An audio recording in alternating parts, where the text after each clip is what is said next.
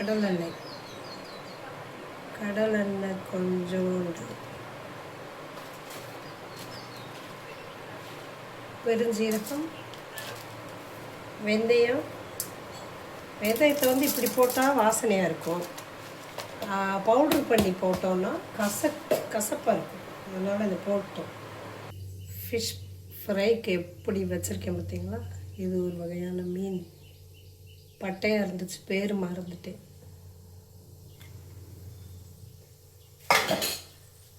இதை போட்டு லைட்டாக வெடித்த உடனே சின்ன வெங்காயம் ஒரு கைப்பிடி அளவு கருவேப்பிலை.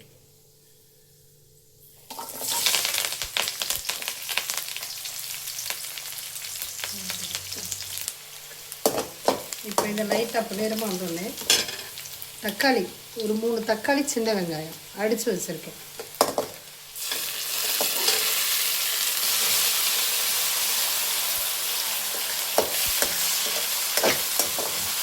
அந்த வெங்காயம் வதங்கின உடனே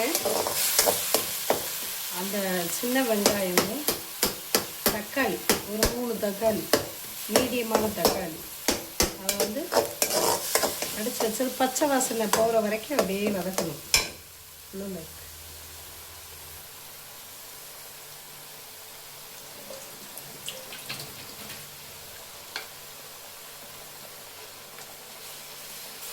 கை கழுவிட்டு அப்படியே எடுத்து போட்டு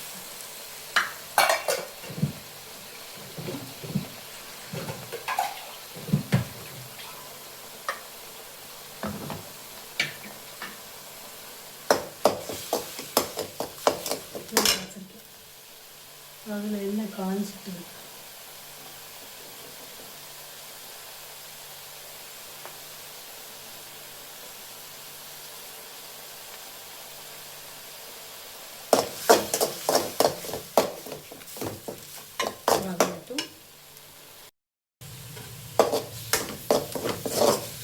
இது நல்லா வதங்கிடுச்சா?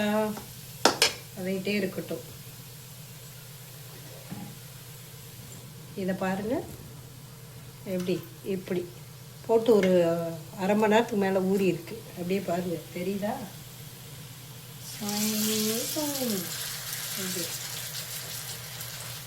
அவ்வளோதான். தெரியுதா? அது மீன் காமிச்சிட்டு அப்படியே வச்சுக்கிறேன். பாருங்கள் எப்படி மீன் ஃப்ரை எப்படின்னு பார்த்தீங்கன்னா, இதை எப்படி வச்சுக்கணும்.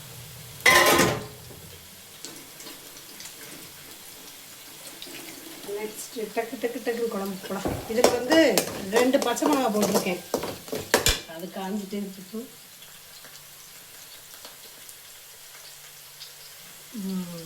மிதமான தீயில வேகட்டும். இது வந்து நல்லா சுருண்டு வந்துடுச்சு. இந்த உடனே கொஞ்சமாக பெருங்காயத்தூள்,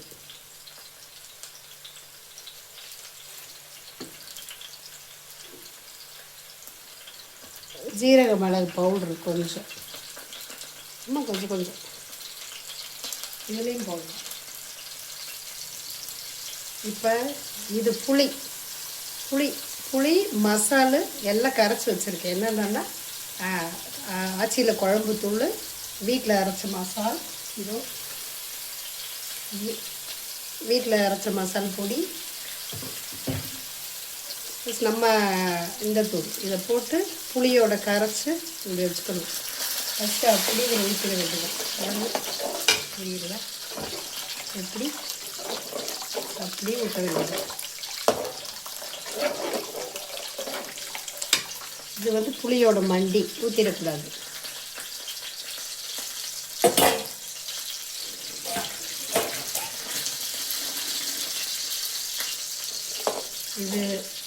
இதில் ஒரு விஷயம் இருக்குது. எப்படின்னா, அந்த வெங்காயம் தக்காளி கலவை மசாலு அதெல்லாம் வந்து இப்படி ஒரு மாதிரி திக்காக வரணும். ரொம்ப தண்ணியாக இல்லாமல் இப்படி திக்காக வந்தாலும் குழம்பு ஓரளவுக்கு அந்த நல்லா இருக்கும். இதில் நம்ம இந்த இதெல்லாம் அதிகமாக கலவைகள் சேர்க்காமல் விட்டுட்டோம்னா ரொம்ப தண்ணியாக இருக்கும், அது நல்லா இருக்காது. உப்பு பார்த்துக்கிறேன்.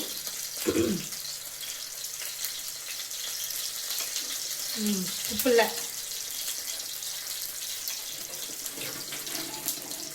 அதில் உப்பு இல்லை. இந்த பாரு, இதில் மஞ்சத்தூள் உப்பும் போட்டு க்ளீன் பண்ணியிருக்கேன். சங்கரா மீன் தெரியுதா? சங்கரான்னு சொல்லுவாங்க. இந்த சங்கராவில் அதனால் இது அதில் உப்பு இருக்கனால இதில் கொஞ்சமாக போட்டுக்கிறேன்.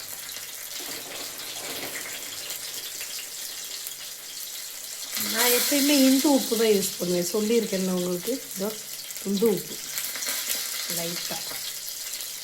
இந்த ஜாரில் கொஞ்சம் தண்ணி இருக்குது, அதையும் எடுத்து ஊற்றிக்கிறேன். இல்லை கை கழுவி விட்றேன்னு நினச்சிக்காதீங்க. கையை எப்பயுமே பக்கத்தில் இது குழாய் கழுவிட்டே தான் இருக்குது. ஏன்னா நம்ம குழம்பு வச்சு முடிக்கிற வரைக்கும் நீட்டாக இருக்கணும் இல்லையா, அதனால்.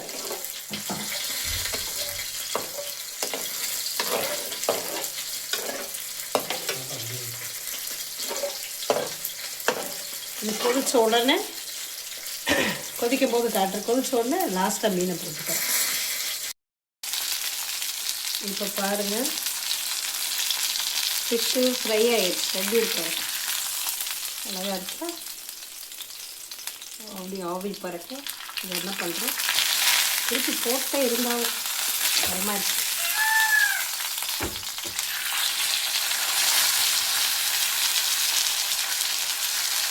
அப்படி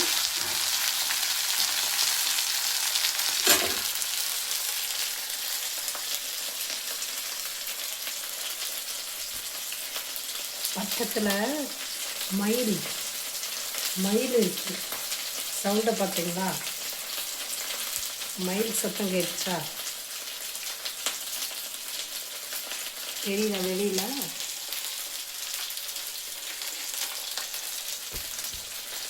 பக்கத்தில் இருக்குது இந்த சவுத்து பின்னாடி. இப்போ கற்று பாருங்க,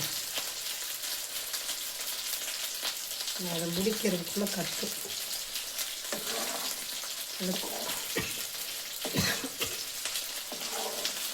கொதி வந்த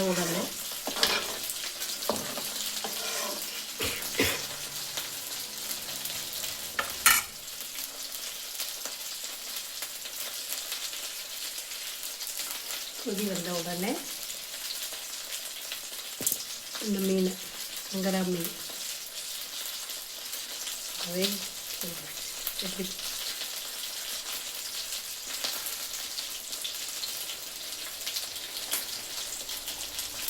அவ்வளோதான்.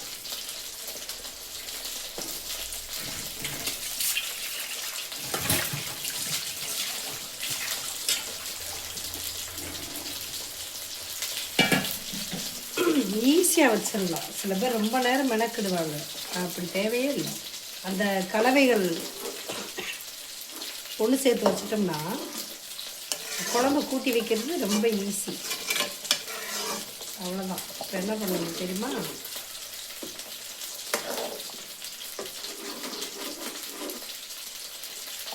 பாருங்க, அப்படி உடஞ்சிடக்கூடாது, அப்படி தான் கலக்கணும்.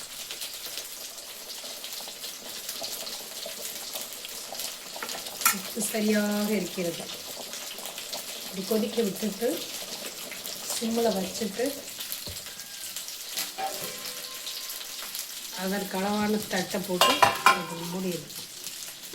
சிம்மிலே இருக்கணும். ரொம்ப கொதிச்சிச்சுன்னா மீன் உடஞ்சிடும். அவ்வளோதான், ஃப்ரை முடிஞ்சது. பாய். அடுத்த குக்கிங் வீடியோவில் சந்திப்போம்.